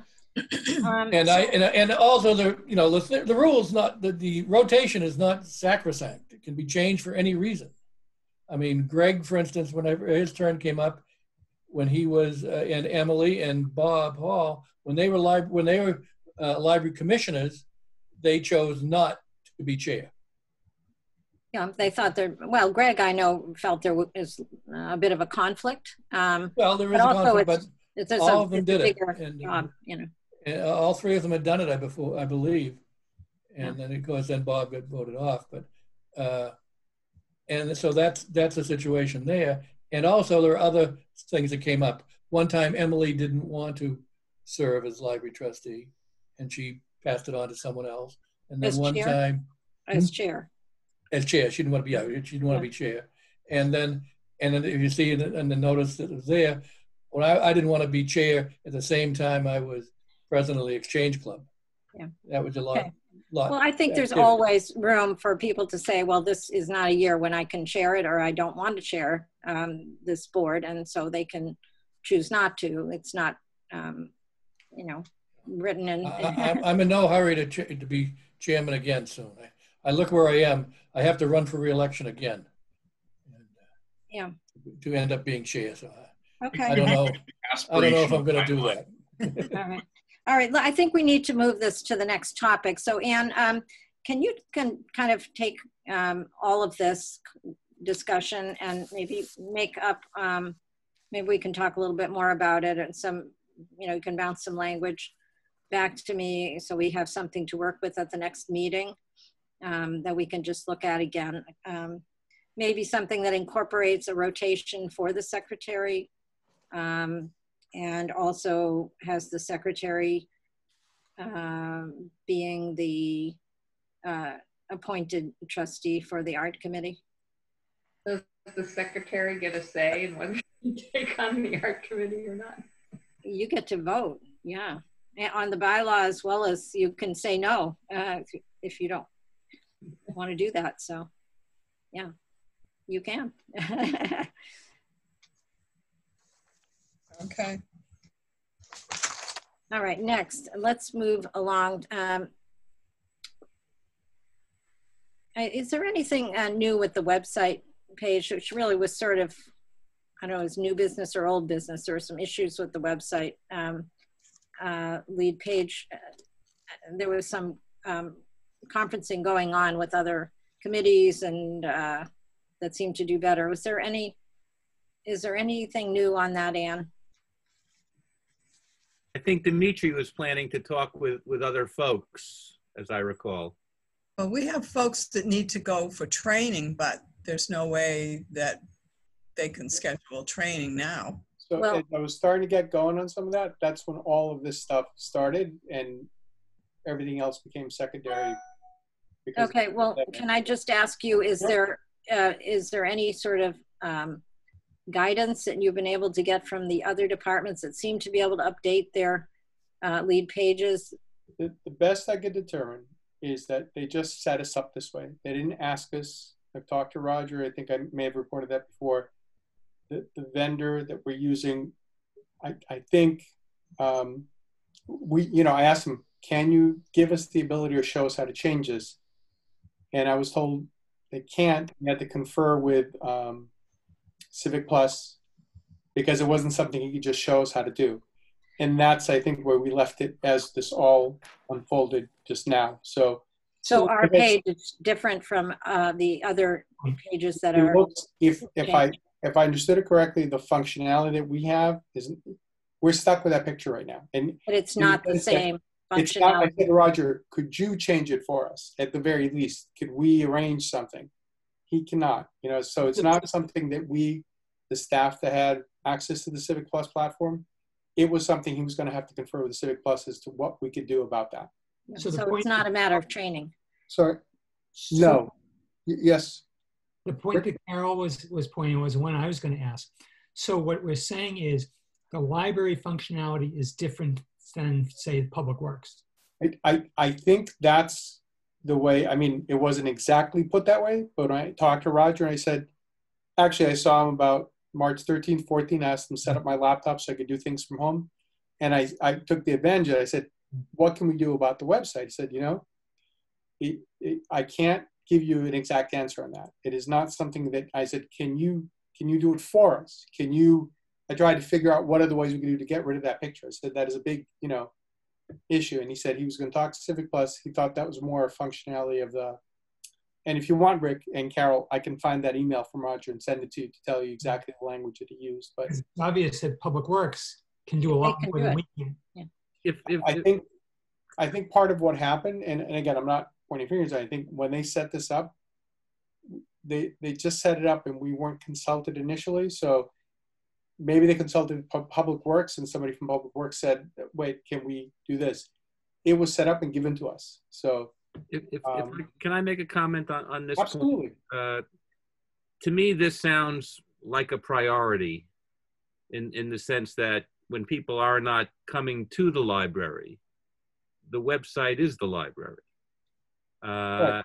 And I'm not sure, who is it who says you can't do that? And my instinct when I hear you can't do something that needs to be done is to not end the conversation there and to figure out how we, I'm not being critical, I'm just giving you my impressions that, we should do whatever we need to do. So, and I think, and one other point, Dimitri, I'm sorry, is that this may be part of what's necessary in terms of, the library staff to reallocate responsibilities where this management of the website becomes a key activity that needs to be done in a way that serves best the library. And so those are my thoughts. That's fine. The only comment I was going to make, and again, considering what's been happening over the last 6 to 8 weeks, we can update content. It's this one picture that's become a narrative. Just a picture, I see. Picture. So from the town's perspective, we've been able library staff have taken piece of it and updating the content and done a lot with it. Yeah. At that time, like I said, 6 to 8 weeks ago, you know, with everything that was going on, again, we weren't told that it's not important, but that was something they were going to. I didn't mean to say that I think the picture is a priority. Yeah, no, I understand. I just want to make the point from Roger's perspective. You know, like we can manipulate the content. The picture is an irritant. There's no question, and we would have come back to that. It's just the last few weeks we've had other. Yeah. Yeah. So just, I'm not minimizing what you're saying. I'm saying that it's important, and certainly we're concerned about it. You know, we have been. Well, you know, maybe you can make a, you know, continued effort to get to the bottom of this and see if we can, you know, get rid of, I mean, the stuff that's above the fold is all this static, you know, picture of books, and it isn't, you know, there are so many other things we'd like people to see on their first glance at our page. So. And I will say this has been my first day back in the library. I'm going to come in some days and work from home some days, and I will follow up on this. But the last few weeks, Roger and other account staff had been focused on, you know, everything that's going on. So. Okay. Well, that's obviously there's a lot to think about this first week. Carol, yes, Anna. I just want to point out that this has been going on for months. This is not the first discussion we've had about this. Nope. And I understand that. I'm glad to hear that the content can be updated, but I have to echo what Jay said. I couldn't have said it better, that the face of the library is right now the website, and as such, there has to be, we cannot allow months and months to go for something so simple, in my eyes, that cannot be changed. There's got to be something that we can be done. It's a picture. It's not reconfiguring the whole architecture of a website. So I just wanted to point that out. It's been a long time. It has been a long time. Well, okay, noted. Carol? Yes, okay. So I did spend time, I looked at all the different town department websites. The issue is that on the main town webpage and the library both have a gigantic photo that takes up most of the space. And there is a box on the library webpage. We can all easily see it. There's a box on the right, big box on that photo called Public Library Highlights. Now on the main town webpage, they use that box all the time to put new things. For some reason, I don't know, our Public Library Highlights big box that's on the big picture never gets changed. It seems like the town has an ability to change what's in that box, and that could be done. All the other town departments have a much sort of skinnier, just a bar of a picture, and their information that is below the main picture shows on the webpage because the picture itself is small. So that's just in a nutshell, you know, that's the problem. Great point. Or not. So, you know, as Jay said and Anna just said, that there are things that can be done, and I know it's been a tough time, so we all understand that. I will convey all your comments and pick this up with Roger again. Good. Thank you very much, Dimitri. All right, let's move along. Strategic plan. I think it was suggested that the trustee goals report on technology we put off. We don't really have, you know, we've been sort of sidelined. So we will reschedule that. Marketing and outreach. Does anybody want to speak to that? You know, there's been a lot of publicity of the digital resources that have been made available, that are available despite the physical shutdown. Does anybody want to speak to that particular point? Gesundheit. Thank you. Put a mask on. That was not a comment. I don't. And Carol, yes. I want to say that the library has been doing a great job in the outreach efforts via social media. I've seen them, they're constantly coming on my feed. I see that there's constant material, new announcements. It's been really an ongoing effort, and I want to commend them for that. I know we had already mentioned that earlier with the Stephanie and Paula, but in general, I think there has been tremendous effort to make what is available known, even virtually. Yes, that's excellent. Yeah, excellent. I'll be curious though. I think we mentioned this earlier as well on the metrics. You know, we're so used to getting metrics of how many people accessed this and that and showed up for this effort. So I'll just be curious to see if there are any metrics that we could reference to see the progress over weeks or over months. It's been only 2 months, but still. All right, thank you.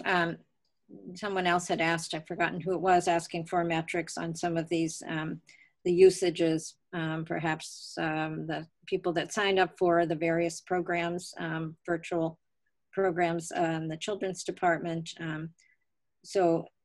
Yes, I think they've been doing a really good job putting out there what's available. And, you know, it would be interesting to see what that results in terms of usage numbers on various of these avenues. Diversity, Anna, do you have anything that you wanted to describe? There was I have a couple of quick updates. One is at April 14th, we had a Zoom session with Lillian Elmert, who is a senior student at Lexington High School, and she spoke about diversity and inclusion. She has cerebral palsy, and she is actually going to college in a year or so. So we did this, we collaborated with the Needham Diversity Initiative and the Special Education Parent Advisory Council to put this effort, this together. It was originally planned for April 14th in person. You know, this is pre-COVID. And what we decided just to transfer it to a Zoom, a virtual environment. And we had about 40 registrants. And actually, we recorded the event. Has closed captioning, and it has been uploaded in YouTube, the library's YouTube channel. So that is available now. Yeah, it is. It's about 38 minutes long. And then the second event is as part of our diversity and discussion book club. We had also an event planned for March 12th for the book, The Body Papers, with author Grace Talusan, who's local. She had offered to come. We were going to have her come, and we had to cancel it. So we rescheduled it for May 16th. And we had 45 people registered, 35 showed up, and we went global. Actually, we had people from Denver, Colorado, from Connecticut, New York, California, and the Philippines join. Huh. Oh. So that event was also partial. We recorded part of it, and that the video is being edited, and it should be uploaded as well. Wonderful. Thank you so much for doing that. That's really excellent. I mean, it's a very good participation numbers. I was there. Yes, it was great. It was a great event. We have a couple more books. One has been rescheduled for the fall, and we might have one where actually the Human Rights Committee is the one who will be leading that discussion. And as we speak, they're also having their own meeting to decide if they will be able to pull it off and to do it sometime in June. Would also be virtual. If not, we'll just reschedule that for the fall. I see. Okay. Thank you. One book, we're just going to postpone that, I guess, for discussion as well as actuality, having it, pulling it off. Facebook comments, I think maybe we've already gone over that enough, Rick. Yeah, I think so. We've touched on capital planning, space needs. I guess there are really two things here. First of all was Anne informed us that for town meeting, a lot of the warrant, a lot of the requests, the capital requests that would have been in the warrant were taken off, partly because to shorten the number of warrants, list of warrants, but also so that we're not spending quite so much money this spring. And one of those things was our request, apparently our request, not only for chairs, but also for a space utilization study for the second floor. I understand that this was more or less town-wide, that many of these capital requests were put off for future. Anne, is that correct? That is correct, but if you look in the current warrant for town meeting, they're all back. I don't know what's going to happen at town meeting. Maybe they'll be withdrawn again, but. I see. Who withdraws them? Probably the finance committee or the selectmen. I think it would be the selectmen, I think, because. Would they just say, you know, they just recommend against, or they actually, if they're not their warrants? I don't know what's going to happen. This is going to be a very interesting town meeting. I'm sure you know where it's going to be held, across the street in the parking lot. Yeah. And Carol, you're now a town meeting member. Yes, I know, ad hoc. Yeah. Yeah.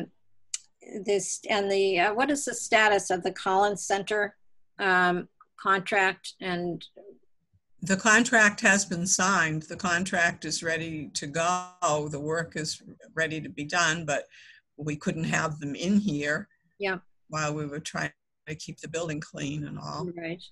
So as soon as it's sort of on hold. Yeah, but when we're open, that's ready to go. That work is ready to go forward. It is ready for them to come and do their work. I think they were doing statistical gathering, but I'm not sure they were able to complete that with us either. Okay. All right. So to be continued on that one.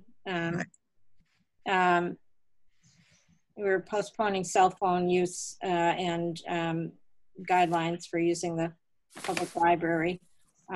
Collection development policies, forms for both reconsideration of something that was purchased, but somebody thought shouldn't have been, should be taken out of the collection, and a separate form for requesting something be added to the collection that hasn't been. There are now two proposed forms. Right, so I put two separate forms in, and I've given you the policy again, and the parts in red are the new parts. Mm-hmm. Are there any comments about that? Or Rick, any comment? Oh, are we planning on voting on this today?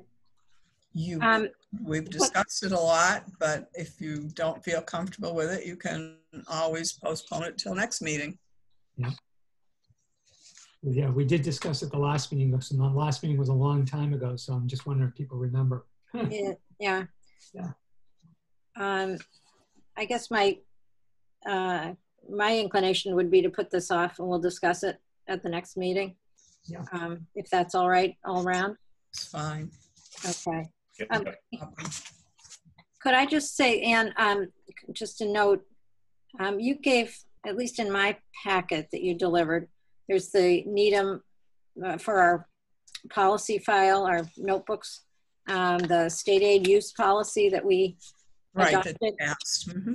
Yeah, but I think mine is incomplete, and it doesn't have the adoption dates or anything at the bottom.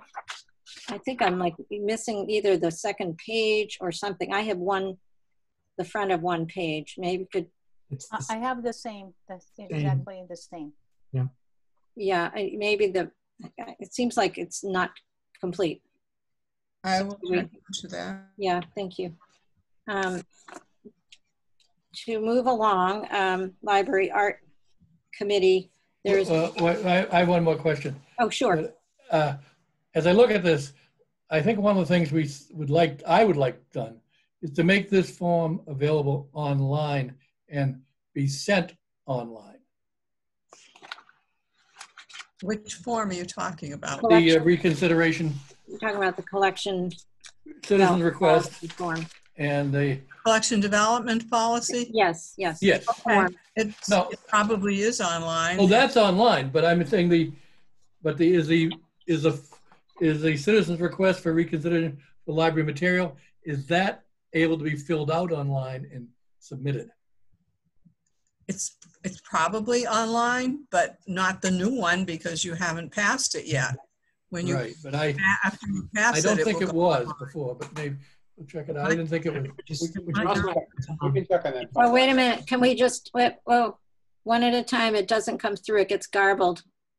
Poor Jeff is going to have a, hard time here if we don't go one at a time.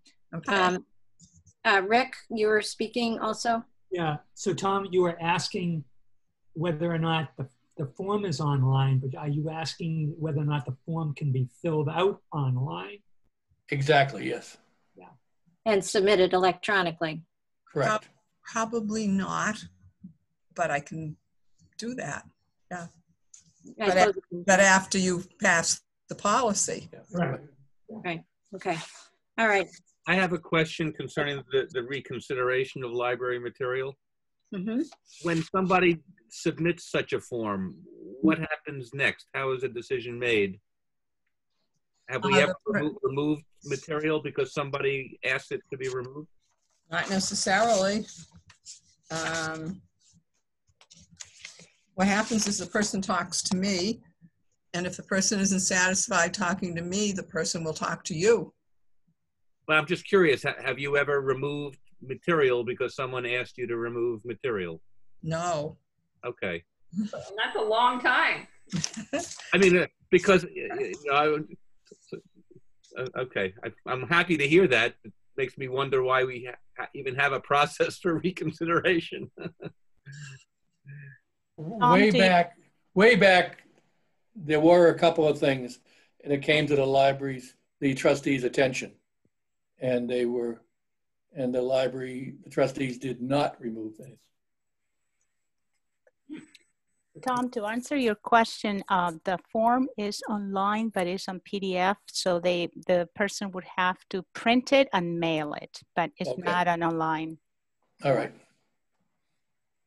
And that would, once you had two forms, the request to acquire something would also be useful to have that be fillable and transmitted electronically.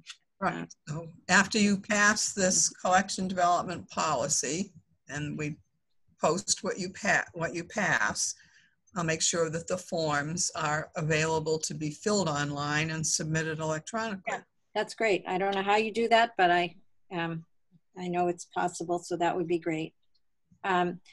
Let's move to the art committee. I still am chairing it. The current exhibit when the library closed was Nancy Walton's, and her work has been sort of marooned. I think Gay Ellen is getting in touch with her.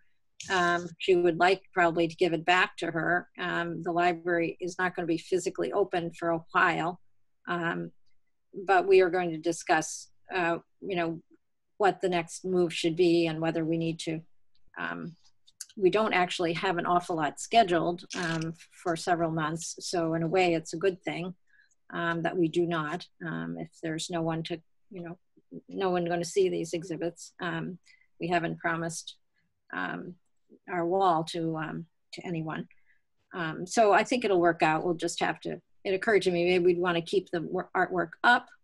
But we'll see. I think we need to check with Nancy Walton first. I see her every day, so I could ask. Yeah, well, let Gay Ellen have the first I crack think at it, so. just because she's the one that takes it down, attends to taking it down, and she needs to observe the protocols as far as getting it out of the building and who's going to take it down and who's interacting with whom in terms of the virus. So there's nothing more on that. Nick Iver, the last presentation was Pearpoint Glass was scheduled for April. Rick? So yeah, I mean, it seems so long ago, but the last non-postponed was Lynn Hovey, who gave a wonderful presentation. Yes, I think you reported in March. Yeah, Yep, on him. yep. Yeah. And we were going to do Pearpoint, but obviously the library was closed, so we had to cancel. Yeah, so that's just purely canceled. It's not unexpected to be. Correct. Yeah. How could we reschedule when we don't even know when the library is going to be True. closed? Yeah. So I think that's the wisest course. So I guess, Anna, you will have the freedom to choose something on the assumption that we will be open next winter to have a MacIver series. But I'm sure that knowing as you do all the things about Zooms and virtual and internet, that you'll probably have in mind something that, if need be, could be done virtually. I know, and I was thinking about that. I'm going to give it some thought, and maybe we can start a little earlier, maybe early fall, with something virtual. Of course, you know, technology is not favoring me tonight, so I'm gonna kind of regroup for now. But yeah, no, I'll start thinking on it. About it. Thank you. And I don't know how that works when you know, we're not worrying about scheduling the community room if it's virtual. Where it's limited as to when these things can be scheduled. I think the main issue, in my opinion, in these past 2 months has been there was a lull for a while, maybe a couple of weeks, and then all of a sudden there was virtual, and I felt inundated. There were webinars from everybody everywhere. So we are competing at a different level. Yeah. It's more about length and who, you know, what hook do you have? What if the topic is exciting and it, you know, it's a niche topic and so forth. So there are ways, but there's definitely, is a different way of how do you capture an audience, given that, you know, there's so many more competing events. Yes, yeah, I agree. That's a challenge, really. Yeah. Okay, Friends of the Library, I think Jay, you said you could report. Sure, I'll give a brief summary. The March meeting was canceled soon on the heels of the shutdown. We did have a Zoom meeting late April. And the main things I suppose to mention, Anne was there and she reviewed the library's response to the COVID-19 shutdown and the shift to remote operations. She noted, you're probably already aware, about how Macmillan dropped its embargo on library ebook purchases, which had been a big issue at the time. The Friends were sad to acknowledge the cancellation of the May and June book sales, both as a matter of liking the sales and also liking the money that comes in from the sales. There was discussion about the speaker programs under Margaret Pantridge's chair. The committee had put together a nice plan for the next year. It seems reasonable to anticipate that some of the early speakers in the fall may be canceled or postponed. That's a little bit on hold. There was some conversation where, you know, I think maybe a minority view was perhaps the speaker program, you know, should be put on hold for a while generally, and others, including me, honestly felt that that's not necessary, and that in fact there are opportunities to build an audience with streaming. And so for now, there's a schedule in place, an impressive, you know, for the most part, list of people who are scheduled to come in. And I guess we'll reevaluate in the fall as to how that plays out.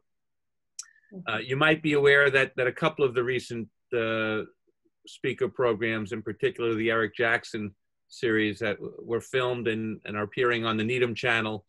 Good luck finding when it's on the Needham channel, because the Needham channel doesn't seem to have a cable guide other than saying local at 8 o'clock in the morning, and that's what you have for the rest of the day.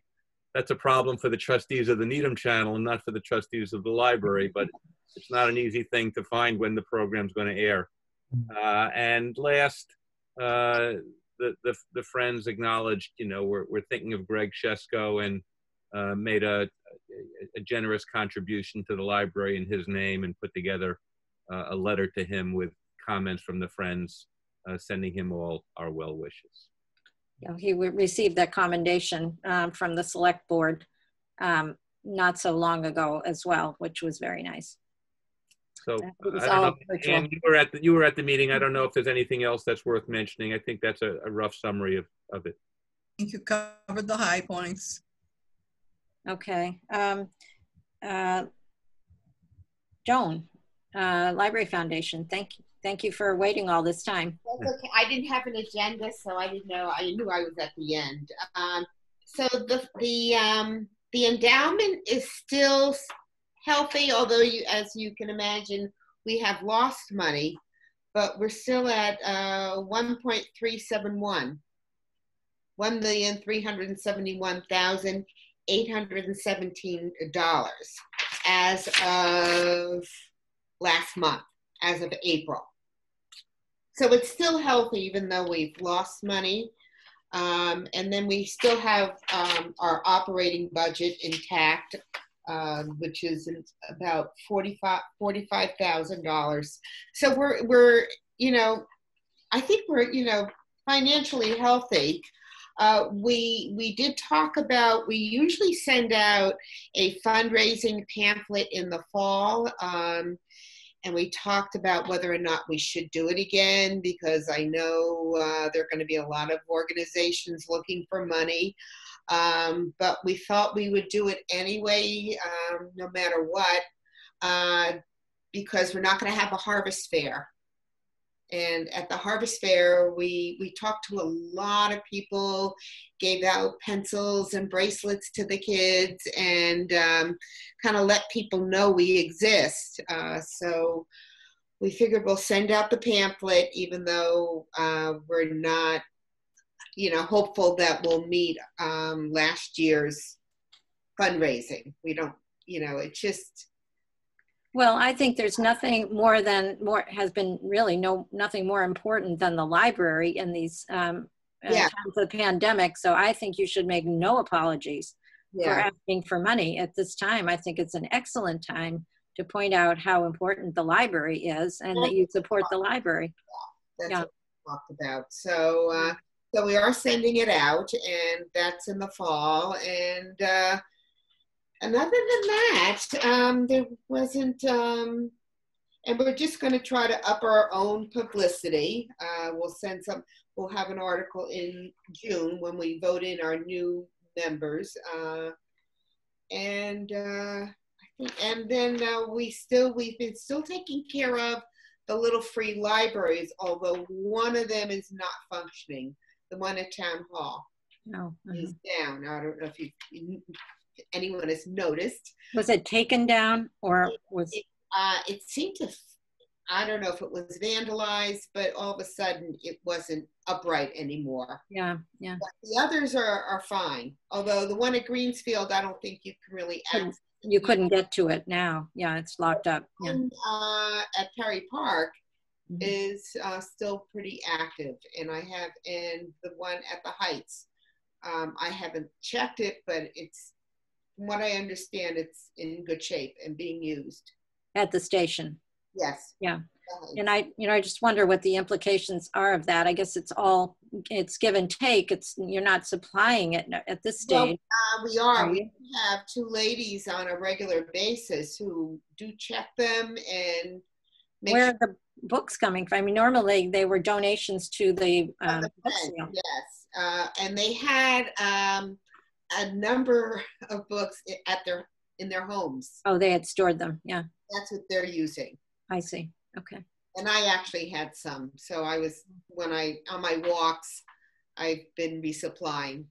Yeah. I mean, I don't know if there's danger of having people exchanging books in these things. Well, that brought up, like, should we even have these? And I said, well, when I opened it up, I had gloves on, and, people just will be cautious. But from what I understand now, they're saying that we shouldn't be as fearful of the virus, living on paper and plastic the way we thought it would be. So people who are nervous won't use them, and people who are anxious to use them, I think will take the normal precaution. All right. Well, let's hope. Anything else you'd like to report for today? I think that's it. I'm looking. That's it. Great. Well, thank you very much, Joan. You were very patient. My pleasure. We come to trustee comments. Excuse me, I'm sorry. Can I just ask Joan a couple of quick Of course. questions? Sure. I'm not that familiar with the foundation and how it works. The one question is, in terms of the fundraising efforts that you might be doing in the fall, is there going to be any special content relating to the efforts that the library has made to deal with the special circumstances in terms of the remote shutdown, and how these are times more than ever? You know, some sort of content that would make the appeal more timely? Right, yes, because usually the pamphlet will highlight what the foundation has financed this year. For example, one of the things that we helped finance Overdrive. So we're just we'll try to make the emphasis a little bit different in the pamphlet this year. Do you work together with the library director and the staff to figure out what that content is? We fund all the grants that they give us grants, and you know, we fund the grants. Okay. So we pay for some speakers, we pay for a lot of materials, we paid for Chromebooks, robots, books. Joan, in this time of shutdown, maybe the things that the library staff could give you extra material for are the usage statistics for Overdrive and how much is attributable to, I suppose it was the Advantage part of it that the foundation was funding, or? Sure, I'll be honest, I'm not sure. But that's something we'll have to figure out. You might want to, you know, work with them, as Jay was saying, on content that's most appealing, because that's most immediate. What's been right. Yeah. And that's one of the reasons why we decided to go with the pamphlet as well. Yeah, great. Yeah. And just to add to what you're asking, it's very much like the foundation grants are very much like the Friends wish list. We make a list of what our needs are, and we split between the two groups. Right. No, and I get that, but that has to do with how the money is used, and I'm talking about the appeal for money. No, yes. Okay. Yeah. And my next question is really just quick and curious. What sort of account it's a nice chunk of money. What sort of account do you keep that in? And, you know, and do you have considerations about the future of the economy? And it's not my forte, but we have used a company called Lightship. They're based in Wellesley. I don't know much about them, but they've been taking care of the foundation for a couple of years now. I mean, are they invested in the stock market? I'm just curious. I think it's very diversified. Okay. Yeah, they give us quite a booklet every year. Okay. All right. Any trustee comments? A quick question for Tom. Are you planning a trip to Key West? I think Tom dropped off. He dropped off. He's on his way there right now. Yeah, I think he was going for the Ernest Hemingway lookalike contest. You have to set your next meeting date. Are you going back to the second Tuesday? Good point. My inclination was that we could maybe attack some of these little, you know, naughty little drafting things at a meeting if we were to go back to our regular second Tuesday of the month. Okay. But it's soon. Yeah, that's the drawback. It's actually quite soon. That would be, I believe, the 9th. Yeah. Yes, it is. Of June, Tuesday the 9th. It's a day under 2 weeks from today. Yeah. Is that right? Yep. Oh, that is very soon. And it works for me if we choose. Well, Carol, maybe you can try out your new cancellation of the meeting. No, thank you. So Carol, is the idea to go over the items that were postponed? Because we usually have new material coming in. So, or are we, what is the well, if there are new things, then there are new things, but there are a lot of things that were postponed, and there are these things that we didn't really finish that we did discuss tonight, some of the policies. So my thought would be that we could use another meeting, as much as I hate to have another one so soon. Who's doing technology, the technology update? I will be. Rob, I don't know how much, maybe it's the ideal thing to report on actually during this shutdown time. I don't know, maybe you can get some numbers from Steph. I can reach out to staff. Let me see if that's enough time to compile it for, a couple weeks out from now. Yeah. If not, I'll let you know. But yeah, okay, and we will. I don't think it's going to be a huge amount, and I can always just jump on some Zoom meetings or calls with staff. Okay, if that works for you, that's great. Just maybe tune into what the what the goals are for that segment in our plan, and so you can respond and a little bit to that. I may reach out to Lois too. I believe she prepared the technology report from last year, so that will be a good roadmap. Okay. All right. Well, if you're willing, but let me know if it turns out that it's premature and we can't quite get to it. Sure. And we'll do it in July. So let's count on having our regular meeting in June, and we will discuss several things that were postponed. Maybe we can get back to the cell phone discussion, although we've really discussed that. I don't know if we're ever going to come to an agreement on what that should look like. I thought we had sort of an agreement the last time it came up. We were going to ask the staff for their feedback. Yeah, but the staff has a very different view from several of our members on whether it ought to be sort of everywhere except or just here, But also now with this new normal, and even when the library will go back to having patrons, there's going to be some restrictions, some physical distancing that's probably going to happen for months out. So the policy may change because of it. It's true. And in fact, I think Anne has told me that the furniture some of it's been removed so that there's no possibility of people sitting too close to each other. Right. So there are a number of things that are not going to be our normal, and maybe they never will be. I don't know. So maybe by that mere fact of that reconfiguring the layout of the space, that may take care of some of the issues that the phone policy wanted to address. Perhaps. I'm guessing. Maybe we don't need to stress over this so much right this moment. Maybe this is not.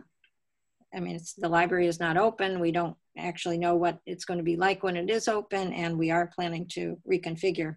So all of those things make it maybe some of this maybe not a good use of our time. Right. So, so some of the policies that were postponed, we could go back to next time, and we'll send, and I'll work out an agenda and send it around. So. All right, may I have a motion unless there's some other trustee comment? Move to adjourn? Yes. Second? All in favor? Aye. Aye. Okay, well, I really regret that it's my first meeting and it's 9:18 according to my computer. We didn't finish by 9, which would be my goal, but we had some slower going. There's extenuating circumstances. We don't have to drive home though. That's true.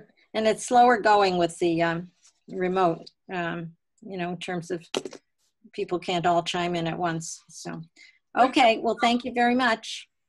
Thank you. Good night, everybody. Good night, everybody. Good night. Not all.